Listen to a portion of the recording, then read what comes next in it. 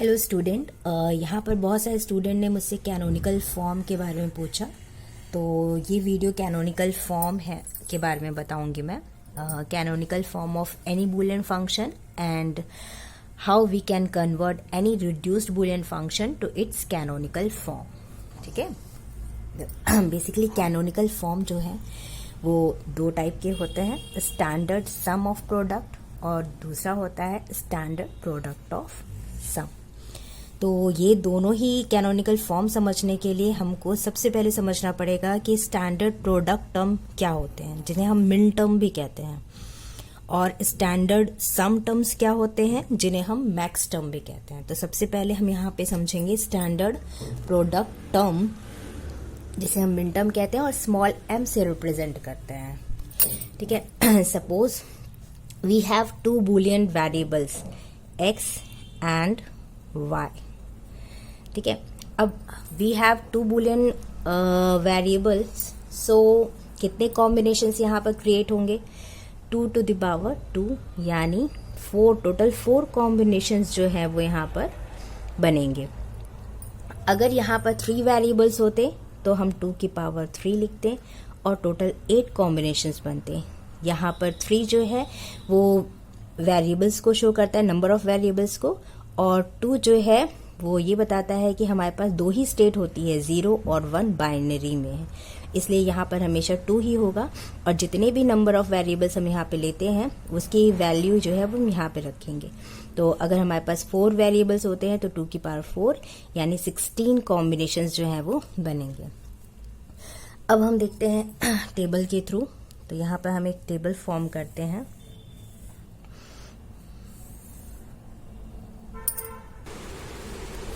ये x y 2 variables हैं, यहाँ मिन टर्म्स लिखेंगे, ये स्मॉल m से रिप्रेजेंटेशन है।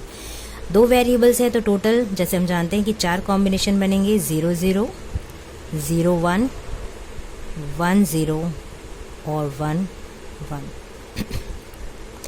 याद रखिएगा यहाँ पे जब हम स्टैंडर्ड प्रोडक्ट टर्म निकालते हैं तो हमेशा ये याद रखना है कि 0 को हम x बार से रिप्रेजेंट करेंगे, यहाँ पर इसको y बार से, और 1 को x से रिप्रेजेंट करेंगे और यहाँ पे 1 को y से।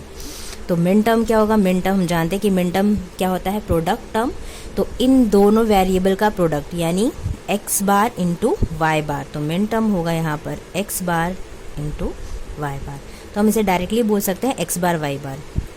यहाँ पर होगा x बार y, तीसरा टर्म होगा x y बार और फोर्थ टर्म होगा x y। ठीक है। अब इसको रिप्रेजेंट कैसे करेंगे, 0 0 है तो ये बाइनरी 0 को रिप्रेजेंट करता है, इसलिए हम 0 0 1 यानी ये इसको हम लिखेंगे m1 क्योंकि ये 1 को रिप्रेजेंट करता है। 1 0 तो ये डेसिमल में क्या होता है, इसको हम क्या लिखते हैं 2, और 1 1 यानी डेसिमल में इसकी वैल्यू होती है 3, तो ये हो गया m3। ये m0 m1 m2 m3 जो है, these are the standard product term, और हम इसे स्मॉल m से रिप्रेजेंट करते हैं क्योंकि प्रोडक्ट टर्म की बात कर रहे हैं। अगर यहीं पे सम टर्म होता यानी स्टैंडर्ड सम टर्म जो आगे हम अभी देखेंगे, तो हम इसे कैपिटल M से रिप्रेजेंट करते। यहाँ पर हमने क्या रिप्रेजेंट, यहाँ पे हम क्या देख रहे हैं, स्टैंडर्ड प्रोडक्ट टर्म, इसलिए हमने इसे स्मॉल m से रिप्रेजेंट किया है। तो कितने हमारे पास स्टैंडर्ड प्रोडक्ट टर्म यानी मिन टर्म्स हैं, m0 m1 m2 and m3, इसको ऐसे रिप्रेजेंट करेंगे। अब हम यहाँ पे देखेंगे कि स्टैंडर्ड सम टर्म को कैसे लिखा जाता है, जिसे मैक्स टर्म भी कहते हैं। Now here we assume again we have 2 variables x and y. So 4 combinations कौन कौन से होंगे, 0 0 0 1 1 0 और 1 1।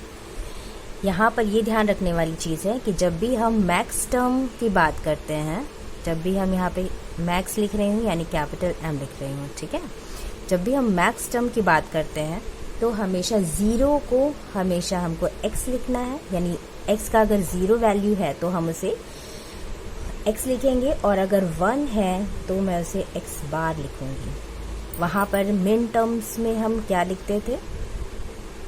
मिन टर्म में 0 को हम x बार और 1 को हम x लिखते थे।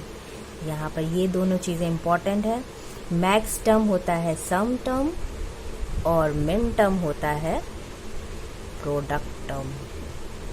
ठीक है, तो हमेशा ये दो चीज़ें यहाँ पे ध्यान रखने वाली हैं। अब हम इसका मैक्स टर्म अगर हम क्रिएट करें तो क्या होगा? ये चूँकि x 0 वैल्यू है यहाँ पर, तो हम इसे लिखेंगे x और ये हो जाएगी y।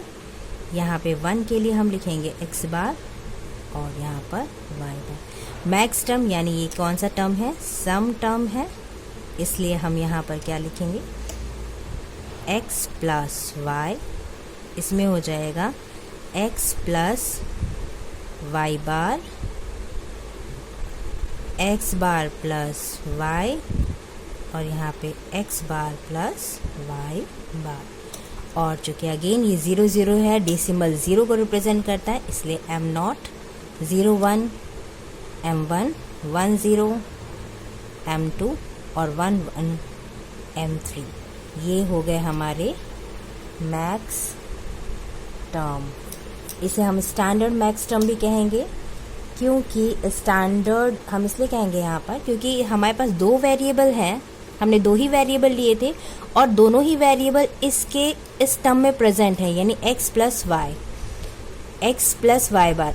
इसे हम रिड्यूस्ड तब कहेंगे जब यहाँ पर सिर्फ और सिर्फ एक ही वेरिएबल होता, 2 में से कोई एक ही वेरिएबल प्रेजेंट होता।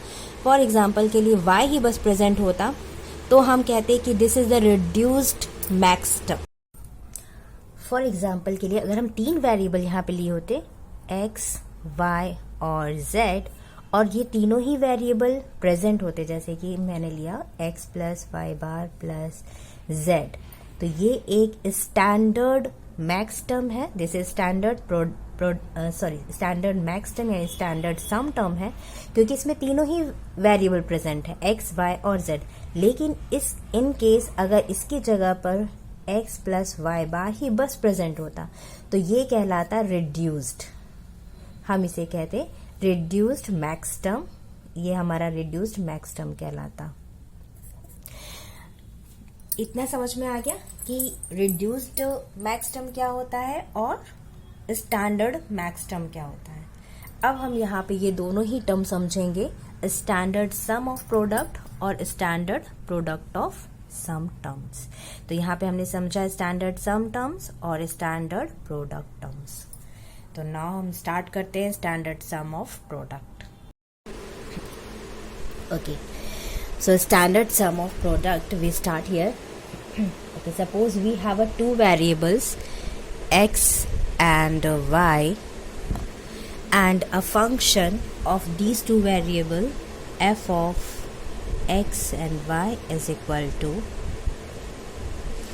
xy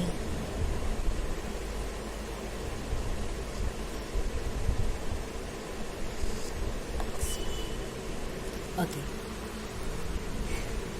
तो यहाँ पे हमारे पास एक फंक्शन है f ऑफ एक्स वाई, जिसमें 3 टर्म्स है, x bar, y, y bar and x। 3 terms present है, लेकिन ये हमारा स्टैंडर्ड सम ऑफ प्रोडक्ट नहीं है। This is not a SSOP, यानी ये हमारा स्टैंडर्ड सम ऑफ प्रोडक्ट नहीं है। क्यों नहीं है? क्योंकि इसके हर एक टर्म्स में, जैसे फर्स्ट टर्म में तो दोनों ही वेरिएबल प्रेजेंट है x एंड y, लेकिन सेकेंड टर्म और थर्ड टर्म में एक एक वेरिएबल एब्सेंट है। यहाँ पर x वेरिएबल एब्सेंट है और यहाँ पे y वेरिएबल एब्सेंट है, इसलिए ये हमारा स्टैंडर्ड सम ऑफ प्रोडक्ट नहीं होगा। एक दूसरा फंक्शन लेते हैं एक्स वाई का। अगर इसमें है एक्स वाई प्लस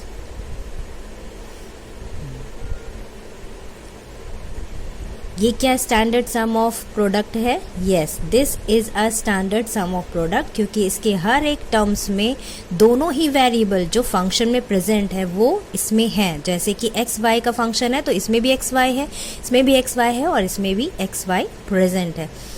तो ये हमारा स्टैंडर्ड सम ऑफ प्रोडक्ट कहलाएगा। नाउ हम दूसरा कैनोनिकल फॉर्म यहाँ पर देखते हैं, that is standard product of sum यानी SPOS, standard product of sum terms.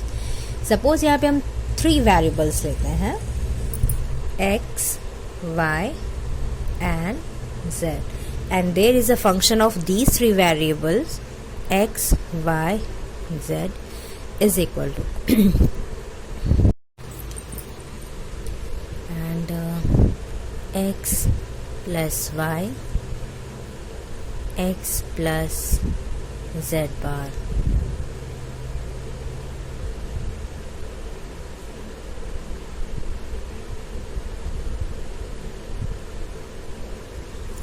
y plus z plus x bar. यहाँ पर हमारे पास 4 टर्म्स हैं, 4 सम टर्म्स। ये तो स्टैंडर्ड सम टर्म्स है क्योंकि इसमें तीनों ही वेरिएबल प्रेजेंट है जो फंक्शन में है, लेकिन फंक्शन में 3 वेरिएबल x, y, z है और इसमें नहीं है, इसमें z एब्सेंट है, इस टर्म्स में y एब्सेंट है और इसमें तीनों ही प्रेजेंट है। तो जिन टर्म्स में तीनों ही वेरिएबल प्रेजेंट हैं जो फंक्शन में दिए हुए हैं उनको हम स्टैंडर्ड सम टर्म्स कहते हैं। जैसे हमने लास्ट सेक्शन में देखा था, ये कहलाएंगे स्टैंडर्ड सम टर्म्स। ये भी स्टैंडर्ड सम टर्म्स है और ये भी स्टैंडर्ड सम टर्म्स है, लेकिन ये दोनों स्टैंडर्ड सम टर्म्स नहीं है, इनको हम कहेंगे रिड्यूस्ड सम टर्म्स। सो चूंकि यहाँ पे चारों के चारों टर्म्स स्टैंडर्ड सम टर्म्स नहीं है, इसलिए ये standard product of sum terms नहीं कहलाएगा। इसे हम प्रोडक्ट ऑफ सम टर्म्स क्यों कहते हैं? क्योंकि ये सम टर्म्स हैं, एक सम टर्म्स 2, 3 और 4, और इन चारों ही सम टर्म्स का यहाँ पर क्या हो रहा है? प्रोडक्ट। तो हम इसे कहेंगे प्रोडक्ट ऑफ सम टर्म्स। लेकिन ये सारे के सारे टर्म्स स्टैंडर्ड नहीं है, इसलिए this is not a standard product of sum terms. तो standard product of sum terms क्या कहलाएगा? फॉर एग्जाम्पल के लिए जैसे कि मैंने लिया x plus y plus z bar, x plus y bar plus z, x bar plus y plus z bar. ये 3 टर्म्स हैं, 3 सम टर्म्स हैं। कोई फंक्शन हमारे पास x, y और z है, तो इसके तीनों ही टर्म्स में तीनों ही वेरिएबल प्रेजेंट है जो फंक्शन में है, इसलिए ये हमारा कहलाएगा standard product of. Next lecture में हम पढ़ेंगे how we can convert reduced product of sum function to standard product of sum functions and reduced sum of product function to standard sum of product function with lots of examples. Okay, so don't miss next lecture. Okay, bye, all the best.